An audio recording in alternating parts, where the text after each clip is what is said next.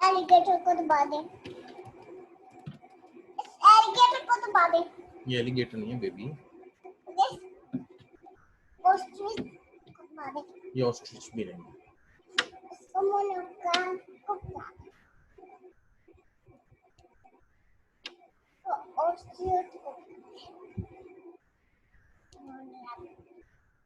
अब इसको बुझा भी दे। दबाता हूँ बेबी, ठहर जा। दबा भी दे, दबा भी दे, दबा भी दे। क्या का बच्चा तो अपना वास्ते ले।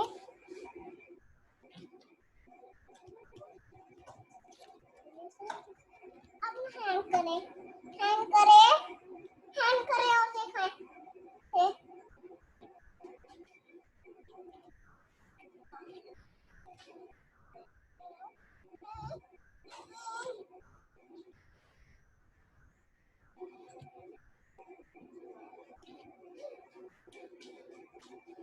अस्सलाम वालेकुम मैडम सानिया। मैडम सानिया बाकियों को भी कह दें कि वो आ जाए क्लास में।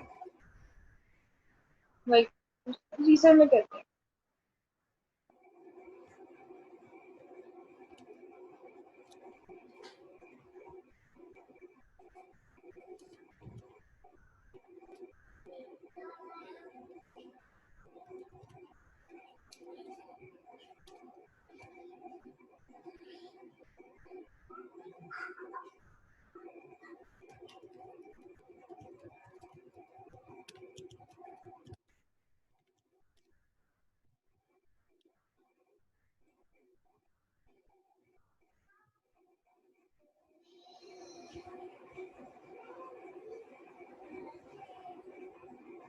सर कर रहे हैं ज्वाइन सर।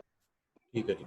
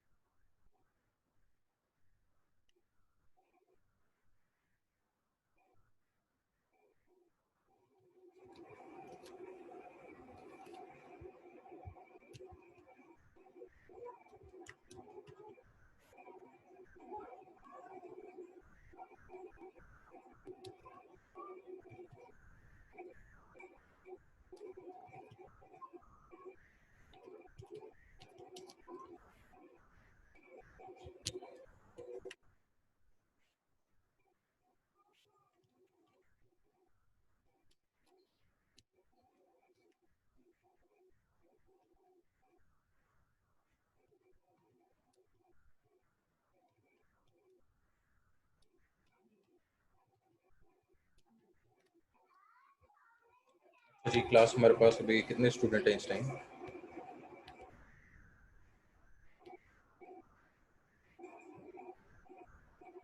क्लास में अभी कितने स्टूडेंट्स प्रेजेंट हैं? मैडम सानिया और मैडम सर सादिया। मैं और मैडम। ठीक है जी। अच्छा, ये माइंड मैप मैं आपसे शेयर कर रहा हूँ, इसको मैं सेव कर लूँ।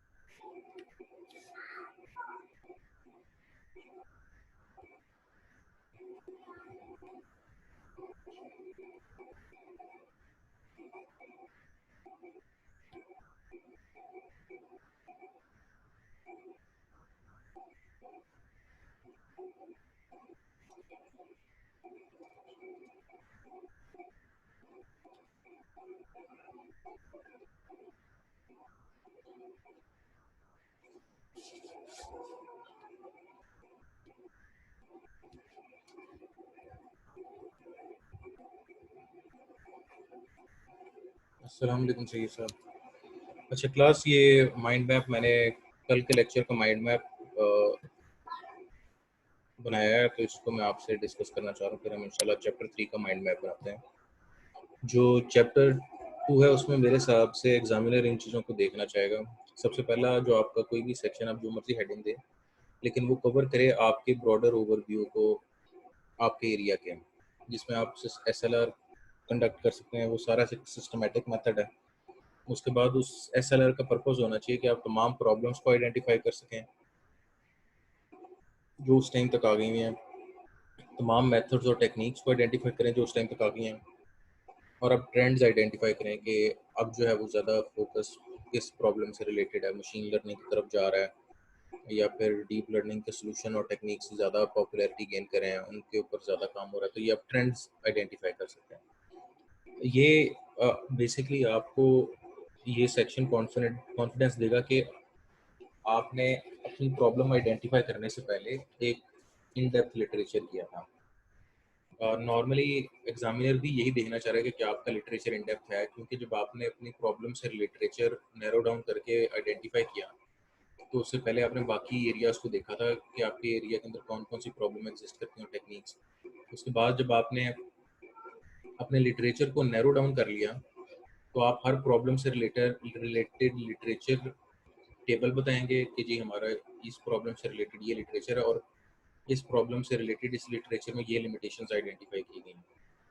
तो उसके बाद आपका एक स्कोप ऑफ प्रॉब्लम ये कि जो आपकी प्रॉब्लम्स है ना, अब मिसाल के तौर पे अगर मैं डाइवर्सिटी या स्पार्सिटी प्रॉब्लम की बात करता हूँ, तो उसके अगर 16,000 पेपर मौजूद हैं, तो 16,000 सॉल्यूशंस किसी न किसी को प्रपोज किए हैं।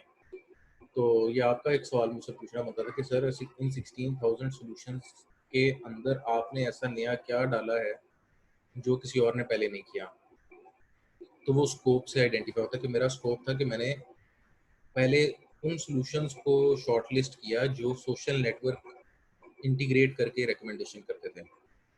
मैं पहला नहीं, मैं पहला पर्सन नहीं हूँ जिन्होंने सोशल नेटवर्क को इंटीग्रेट करके रिकमेंडेशन इंप्रूव किया है। तो मुझसे पहले एग्जिस्टिंग लिटरेचर मौजूद है जो कि सोशल नेटवर्क को इंटीग्रेट करके रिकमेंडेशन इंप्रूव करता है तीनों प्रॉब्लम्स के सिनेरियो में। तो फिर सवाल ये उठता है कि मैंने क्या किया नया। मैंने ये किया कि जो उन लोगों ने लिमिटेशन आइडेंटिफाई की थी कि वो ये कहते हैं कि हम सिंगल सोर्स की इंटीग्रेशन की टेक्निक को प्रपोज कर रहे हैं। तो मैंने मल्टीपल सोशल नेटवर्क इंटीग्रेशन की टेक्निक प्रपोज की। तो यानी कि मैं N number of social networks को इंटीग्रेट कर सकता हूँ रिकमेंडेशन इंप्रूवमेंट के लिए। तो मैंने एल्गोरिथम्स और टेक्निक्स को उस हिसाब से मॉडिफाई किया। फिर मैंने जो कंपैरिजन किया, क्योंकि वो सिंगल नेटवर्क की इंटीग्रेशन को सपोर्ट करते थे, तो मैंने जितने भी N number of social networks को इंटीग्रेट किया, मैंने उन सारों पे उनको भी एग्जीक्यूट किया, उनकी परफॉर्मेंस पहले निकाली, फिर उसके बाद अपने एल्गोरिथम टेक्निक्स को उन N number of social interactions पे सोशल नेटवर्क इंटीग्रेशन पे इम्प्लीमेंट किया और फिर मैंने अपने रिजल्ट्स निकाले। तो बात यहाँ करने का मकसद ये कि जो प्रॉब्लम है ज़रूरी नहीं है कि वो बहुत आसानी से आप एग्जामिनर को समझा सकेंगे। आपको अपना स्कोप आइडेंटिफाई करना होगा। हर प्रॉब्लम से रिलेटेड थाउजेंड्स ऑफ पेपर मौजूद हैं। तो मैंने ऐसा स्कोप क्या डिफाइन किया है कि जिसके मुताबिक मैं प्रॉब्लम को हल करने की कोशिश करूँ। वो स्कोप मेरे सिनेरियो में था कि मैंने सोशल नेटवर्क इंटीग्रेशन के ज़रिए रिकमेंडेशन इंप्रूव किया। और जो मेरी यूनिक अप्रोच है वो ये कि मैं, जो कि उनके लिटरेचर से आइडेंटिफाई हो रही थी कि मल्टीपल इंटीग्रेशंस एग्जिस्ट नहीं करती, तो फिर मैंने मल्टीपल इंटीग्रेशंस को अपना टारगेट बनाया। उसके बाद जो हम सेक्शन 3 पे आते हैं वो ये कि इन टेक्निक्स का फिर इन डेप्थ एनालिसिस किया। जो यहाँ पे टेक्निक्स हैं उनको मैंने ग्रुप किया विद रिस्पेक्ट टू प्रॉब्लम, और मैंने उन टेक्निक्स के लिटरेचर में जो फ्यूचर वर्क आइडेंटिफाई किया था उसको भी अपने सेक्शन 3 में लिखा। यहाँ पे आप उनके मैथमेटिकल फार्मूलाज भी डिस्कस कर सकते हैं, क्योंकि मेरी जो ग्रुपिंग है वो बेस्ड ऑन मैथमेटिकल फार्मूलाज हैं। जो स्पार्स रिकमेंडेशन है, स्पार्सिटी प्रॉब्लम, उसके अंदर विद रिस्पेक्ट टू जो सिमिलैरिटी मैपिंग टेक्निक्स हैं उसकी बेस पे मैंने ग्रुपिंग की हुई। तो आपका लिटरेचर को डिज़ाइन करने का मकसद, यानी इस लिटरेचर रिव्यू चैप्टर को लिखने का मकसद ये कि रीडर को ये मालूम पड़े कि आपने जो अपनी प्रॉब्लम्स सेलेक्ट की हैं वो एक हैपहैज़र्ड तरीके से नहीं सेलेक्ट की। इसके पीछे आपने लिटरेचर पढ़ा है और उसको ऑर्गेनाइज किया और फिर आपने अपनी प्रॉब्लम्स को आइडेंटिफाई किया। फिर उसके बाद आखिरी आ जाता है वैलिडेशन मेथड्स। वैलिडेशन मेथड्स इसलिए अहमियत रखते हैं कि ठीक है जी, आपने जो भी एक्सपेरिमेंट किया है, बाकी लोगों ने उसको किस तरह वैलिडेट किया है, तो वो भी आप अपने लिटरेचर में एक्सप्लेन करेंगे कि जी ये तमाम वैलिडेशन टेक्निक्स हैं और ये इसका लिटरेचर है। यहाँ पे आपका भी एक सवाल बनता है कि सर यहाँ पे टेक्निक्स और वैलिडेशंस को हम डिस्कस करें, ये तो हमने चैप्टर 3 में भी करनी है, तो हम यहाँ पे ये क्यों डिस्कस करेंगे, मैं अब आपसे पूछ रहा हूँ।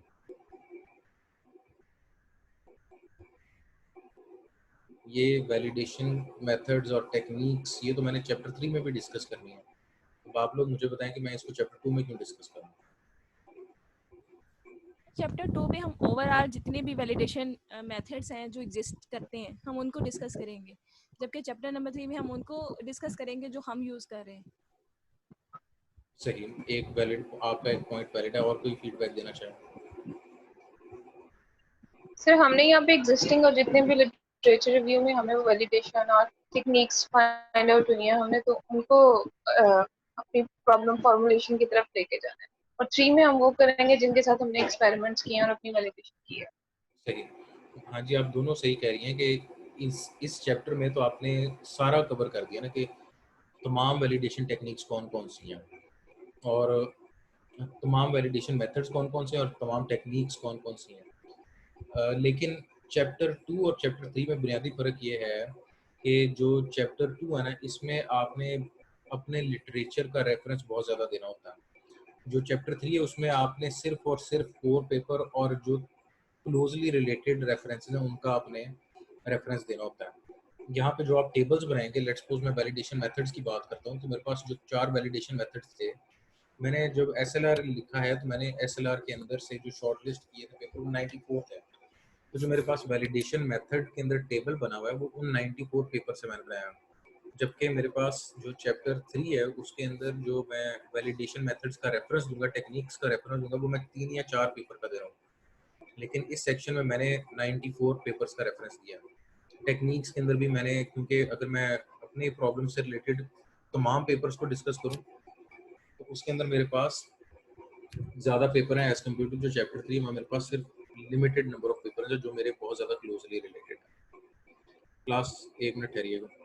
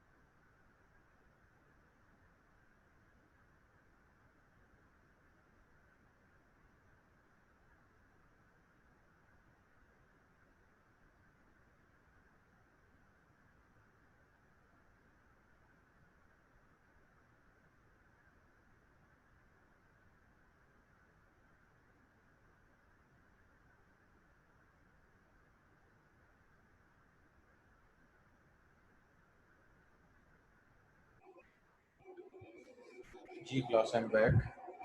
तो चैप्टर 3 और चैप्टर 2 के अंदर इन दो सेक्शंस का जो बुनियादी फ़र्क है वो ये है कि चैप्टर 3 के अंदर आप अपने से रिलेटेड जो वैलिडेशन मेथड्स हैं उनको डिस्क्राइब करोगे, उनका रेफरेंस दोगे, लेकिन चैप्टर 2 में आप जो आपके एरिया में तमाम वैलिडेशन मेथड्स एग्जिस्ट करते हैं उनके सारे रेफरेंस देंगे। अब हम जो है वो चैप्टर 3 का जो माइंड मैप वो बनाएंगे, ये मैं आपको लेक्चर एंड के ऊपर ये फाइल शेयर कर दूंगा, इसकी जेपैग।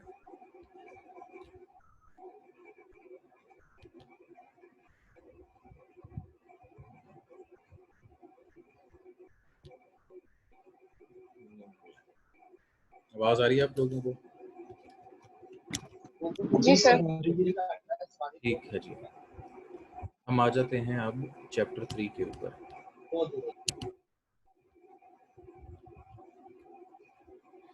जो चैप्टर 3 है उसमें सबसे पहला जो है वो है terminologies.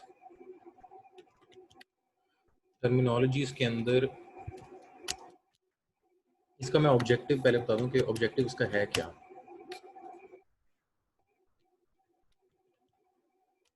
Objective to bring common understanding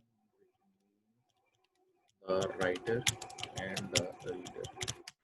आपका रीडर आपका एग्जामिनर है, आपका सुपरवाइजर है, XYZ जो भी है, उसके और आपके दरमियान में जो एक अंडरस्टैंडिंग है कॉन्सेप्ट्स की, उसके लिए टर्मिनोलॉजीज को क्लियर करना बहुत ज़रूरी है। कई दफ़ा ऐसा होता है कि एग्जामिनर आके कह देता है जी ये तो आपने गलत चीज़ लिखी हुई है जी, रूट मीन स्क्वायर एरर ये नहीं होता, या फिर सोशल नेटवर्क्स ये नहीं होते।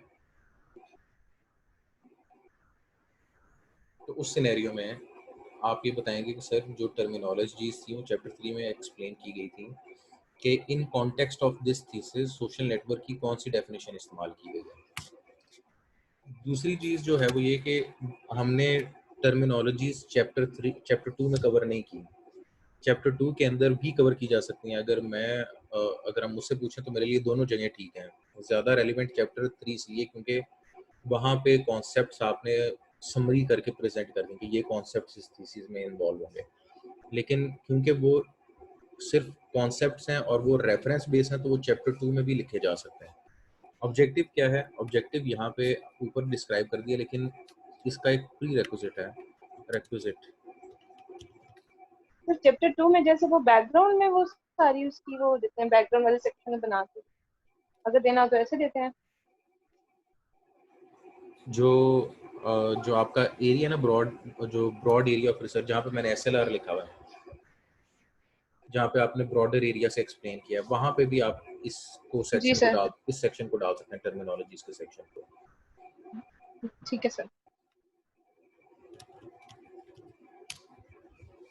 जो आपकी टर्मिनोलॉजीज हैं उसकी डेफिनेशंस की रेफरेंसेस होना बहुत ज़रूरी है, क्योंकि अगर आपके रेफरेंसेस होंगे तब आप क्या कॉन्फिडेंस के साथ प्रेजेंट कर सकते हैं। आप अपनी खुद से कोई डेफिनेशन नहीं दे सकते। अच्छा, इसमें ना कोशिश करें यूज लॉट ऑफ डायग्राम्स, चाहे बेशक ये आप चैप्टर 2 में लिखें, चाहे आप इसको चैप्टर 3 में लिखें, लेकिन इसके साथ कॉन्सेप्ट को जब भी एक्सप्लेन कराना तो डायग्राम ज़्यादा से ज़्यादा इस्तेमाल करना चाहिए। अच्छा जी,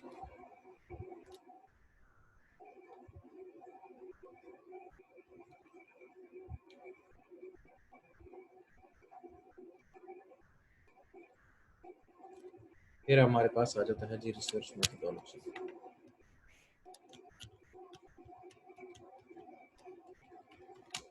अच्छा, जो रिसर्च मेथोडोलॉजी है ना, ये इटसेल्फ एक ब्रॉड एरिया है। अगर मैं गूगल पे आर्टिकल सर्च करूँ ना,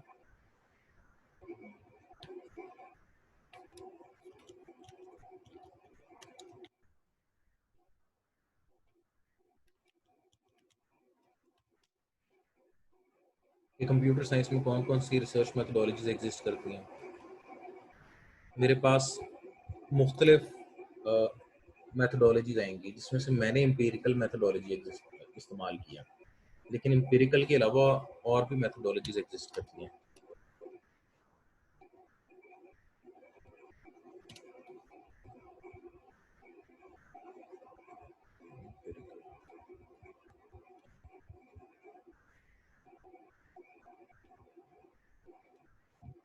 अब आप ये पूछेंगे कि एम्पिरिकल रिसर्च मेथोडोलॉजी क्या है।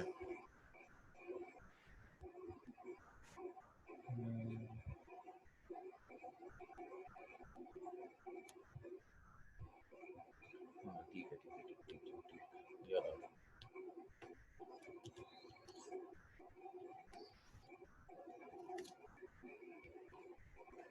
ये एक बुक है, इस बुक को ना आप लोग अपने पास डाउनलोड करके ज़रूर रखें, और जब भी आपको मौका मिला इस बुक को पढ़ना ज़रूर। ये वाली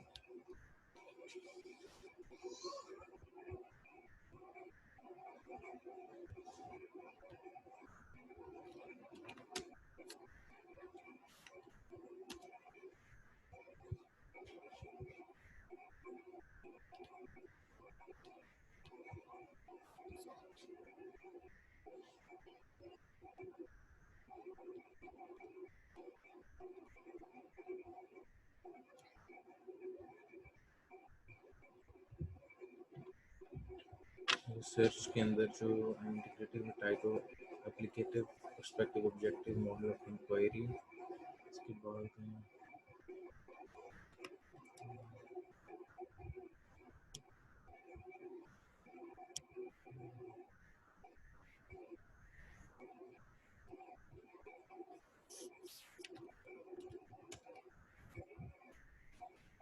हाँ जी। अच्छा, अभी इस टाइम आप लोग फोकस में हैं? क्लास भी अटेंटिव। Yes sir. ये जो है ना, ये कीवर्ड ज़रा देखें आप। Applied research, controlled research, correlation research, descriptive research, empirical research, explanatory research, exploratory research, evidence based practice, interpretive paradigm, positivistic paradigm, pure research, qualitative research, quantitative research, reliability research, structured, unstructured, empirical। ये जो इससे पहले ना, ये आपका इन यहाँ तक आपकी एविडेंस में, यहाँ एक्सप्लोरेटरी रिसर्च 1 2 3 4 5 6 7, तकरीबन 7 8 किस्म की रिसर्च की टाइप्स हैं। अच्छा, अब रिसर्च की टाइप का मतलब ये है, एक मिनट क्लास।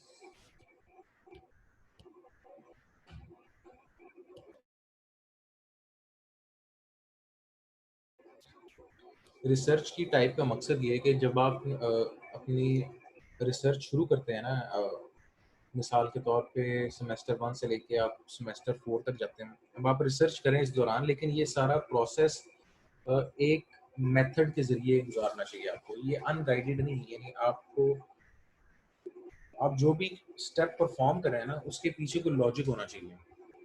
तो जो रिसर्च, ये बुक है, ये मैं आपके साथ शेयर कर देता हूँ। इसके अंदर मुख्तलिफ रिसर्च के मेथड्स एग्जिस्ट करते हैं। जो मैंने फॉलो किया था, मैंने फॉलो किया था एक्सप्लेनेटरी, जो empirical research methodology. Empirical research methodology में ये होता है कि मैं एक हाइपोथेसिस क्रिएट करूंगा, और फिर उस हाइपोथेसिस को मुझे वैलिडेट करना है कि ये हाइपोथेसिस रिजेक्ट हो गया है कि एक्सेप्ट हो गया है। और एक्सेप्ट करने के लिए मैं एक्सपेरिमेंट कंडक्ट करूँगा, और एक्सपेरिमेंट के अंदर अगर जो मैंने हाइपोथेसिस बनाया है उसकी बेस पे मुझे रिजल्ट्स पॉजिटिव मिलते हैं, तो मेरा जो हाइपोथेसिस था वो वैलिडेट हो जाएगा। लेकिन अगर मेरे रिजल्ट्स, मेरे एक्सपेरिमेंटल रिजल्ट्स मेरे मुताबिक नहीं आते कि जो मैंने सपोज किया था, मेरा हाइपोथेसिस मैं आपको बताता हूँ। हाइपोथेसिस मेरा जो चैप्टर 3 में है वो है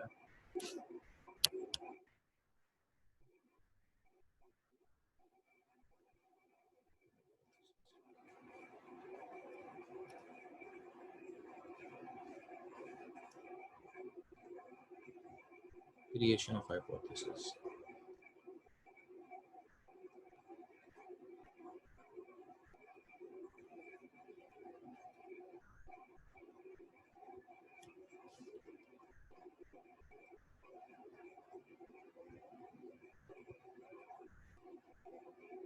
हाँ जी।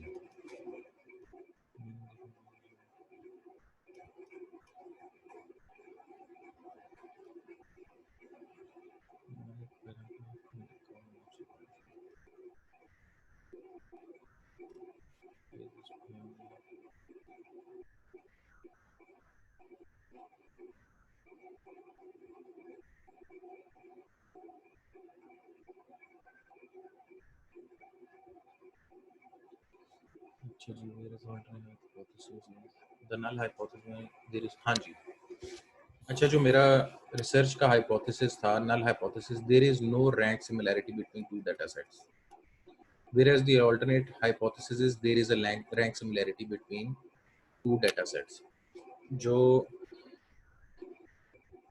ये प्री रेक्विजिट हाइपोथेसिस है कि रैंक सिमिलैरिटी एग्जिस्ट करती है कि नहीं करती, इसकी बेस पे आगे मैंने एक्सपेरिमेंट कंडक्ट किए और उसके बाद मैंने देखा कि अगर रैंक सिमिलैरिटी एग्जिस्ट करती है तो मेरा नल हाइपोथेसिस वैलिडेट हो जाएगा। अच्छा, अब एम्पिरिकल रिसर्च मेथोडोलॉजी की पहले मैं आपको डायग्राम प्रेजेंट कर देता हूँ, फिर मैं इस हाइपोथेसिस की तरफ आता हूँ। ये एम्पिरिकल रिसर्च मेथोडोलॉजी की डायग्राम है। अब इसमें है क्या है, ये कि मैंने जो लिटरेचर व्यू और पर्पस ऑफ रिसर्च, इसके अंदर टाइम स्पेंड किया। सबसे पहला, क्योंकि ये एक 5 स्टेज जो एम्पिरिकल रिसर्च मेथोडोलॉजी है, इसके अंदर 5 स्टेजेस होना जरूरी है। Observation, induction, deduction, testing and evaluation, documentation. ये एम्पिरिकल रिसर्च मेथोडोलॉजी का एक स्टैंडर्ड है प्रोटोकॉल। आपको मुख्तलिफ बुक्स मिल जाएंगी इस पे कि इसको कैसे वैलिडेट किया जा सकता है या इसको कैसे एग्जामिनर चेक करता है इस रिसर्च मेथोडोलॉजी को। सबसे पहले ऑब्जर्वेशन, तो ऑब्जर्वेशन में लिटरेचर रिव्यू और पर्पस ऑफ रिसर्च, इन दो को मैंने फीडबैक लूप में एग्जीक्यूट किया जब तक कि मुझे मेरा पर्पस नहीं मिल गया। अब वो पर्पस क्या है कि मैंने प्रॉब्लम ढूंढ के हाइपोथेसिस क्रिएट किया, तो creation of hypothesis and measurements, ये मैंने उसमें से इंड्यूस किया उनकी प्रॉब्लम्स में से। प्रॉब्लम जैसे इंड्यूस करने के बाद फिर मैंने डिड्यूस की methodology, research, design and data collection. उसके बाद फिर मैंने टेस्टिंग की, जो उनकी टेक्निक्स थी उसके मुकाबले उनको भी इम्प्लीमेंट किया, खुद भी की, और फिर मैंने रिजल्ट्स जनरेट किए और फिर मैंने डॉक्यूमेंट किया। यहाँ पे हाइपोथेसिस टेस्ट कहाँ पे होगा, यहाँ पे आके हाइपोथेसिस टेस्ट होगा और फिर डॉक्यूमेंट होगा। रिसर्च मेथोडोलॉजी,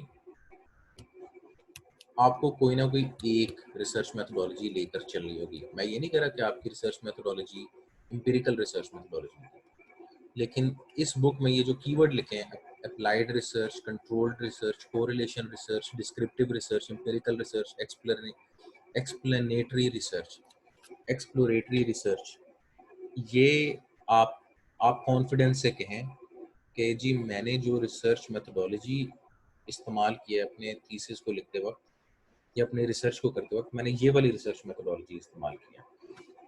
जो मैंने रिसर्च मेथोडोलॉजी इस्तेमाल की, एम्पिरिकल रिसर्च, उसका मुझे पता है, लेकिन मेरा ये कहीं मकसद नहीं कि मैं आपको कहूँ कि आप सिर्फ वही एक रिसर्च मेथोडोलॉजी इस्तेमाल करें। तो सिंप्लीफाई, इस बुक में से इन रिसर्च मेथोडोलॉजीज को आपको स्टडी करना है और आपसे जो आपके एरिया से रिलेटेड सबसे अप्रोप्रिएट रिसर्च मेथोडोलॉजी आपने उसको सिलेक्ट करके पढ़ना है।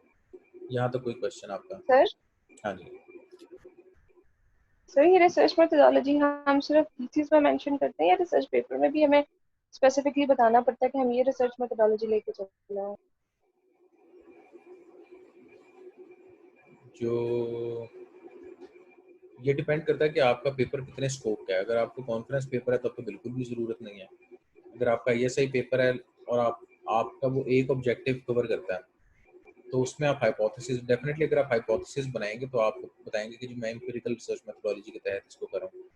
आप बताएंगे नहीं बताएंगे, एग्जामिनर जो आपका रीडर है ना, रिसर्च पेपर में आप पे फोकस करेगा आपकी इवैल्यूएशन के ऊपर ज़्यादा, लेकिन थीसिस के अंदर क्योंकि एक पूरा चैप्टर है रिसर्च मेथोडोलॉजी का, तो थीसिस में इस पे काफ़ी फोकस होता है। ठीक इस रिसर्च पेपर के अंदर मैंने अगर पढ़ना हो ना रिसर्च पेपर, तो मैं जो क्वेश्चंस आइडेंटिफाई करके उन पेपर को पढ़ना शुरू करता हूँ, उसमें मेरा रिसर्च मेथोडोलॉजी वाला मेन क्वेश्चन नहीं होता। मेरा मेन क्वेश्चन होता है कि इसकी टेक्निक कैसे काम कर रही है, इसका डेटा सेट कैसा है, डेटा सेट इसने इस्तेमाल कैसे किया, इसने एक्सपेरिमेंट्स कैसे कंडक्ट किए और उसके बाद इसने एनालिसिस कैसे किया। अच्छा, जहाँ पे ऐसा नहीं ना हो रहा वहाँ majority time empirical research methodology ही लग रही है। Empirical research methodology basically experiment based research का नाम है, जहाँ पे आप एक्सपेरिमेंट करने से पहले एक हाइपोथेसिस बना लेते हैं कि मेरे इस काम करने से रिजल्ट इंप्रूव हो सकते हैं। ये आपका नल हाइपोथेसिस है। आपका नल हाइपोथेसिस होगा जी मेरे ये काम करने से रिजल्ट इंप्रूव होगा। उसके बाद आप एक्सपेरिमेंट करते हैं, एक्सपेरिमेंट करने के बाद जब आप रिजल्ट्स निकालते हैं तो पता चलता है कि वाकई इंप्रूव हुआ है, तो आपका हाइपोथेसिस डिफेंड हो गया। फिर दूसरा सिनेरियो है कि जी रिजल्ट इंप्रूव नहीं हुआ, उस सिनेरियो में भी रिसर्च एक्सेप्टेबल है। अच्छा क्लास, मैं अभी सेशन यहीं पे रोकूंगा, इंशाल्लाह मैं कल इसको रिवाइज करके आपके साथ ये जो अपना डायग्राम है इसको कंप्लीट करूंगा। चैप्टर 3 के ऊपर हमें थोड़ा ज़्यादा टाइम स्पेंड करना है, तो मैं आज इसी यानी टर्मिनोलॉजी और रिसर्च मेथोडोलॉजी के इतने सेक्शन तक आया हूँ। कल इंशाल्लाह हम रिसर्च मेथोडोलॉजी के सेक्शन से ही स्टार्ट करेंगे। मीनवाइल अभी मैं आपको पढ़ा रहा हूँ सेमिनार। ये जो हमारा कोर्स चल रहा है ना, ये सेमिनार है। अब सेमिनार के अंदर तो मुझे किसी ना किसी स्पीकर को बुला के आपको टॉक प्रेजेंट करवानी थी। अब मैं तो यूनिवर्सिटी में हूँ नहीं, और जो इस टाइम मुख्तलिफ लोगों को एंगेज करना मैं वो कर नहीं रहा। मेरा भी इस टाइम से है नहीं कांटेक्ट। मैं कोशिश करूं कि इन कॉन्सेप्ट्स को रिवाइज करूं। मुझे ये बताएं कि आपको रिसर्च मेथोडोलॉजी कौन पढ़ा रहा है? तो डॉक्टर यूनुस पढ़ा रहे हैं। आपने ना उनसे ये ज़रूर पूछना है, ये मैं इसकी बेशक आप स्क्रीनशॉट ले लें। आपने ये पूछना है कि sir empirical research, explanatory research, exploratory research, evidence based practice, applied research, controlled research और कोरिलेशन रिसर्च, इनमें फ़र्क क्या है? ठीक है सर। बाकी बुक मैं शेयर कर रहा हूँ आपसे, आप इस बुक को अपने पास ज़रूर रखें और इसको जब भी आपको मौका मिले इसको पढ़ लें। ओके क्लास, खुदा हाफिज़। अल्लाह हाफिज़।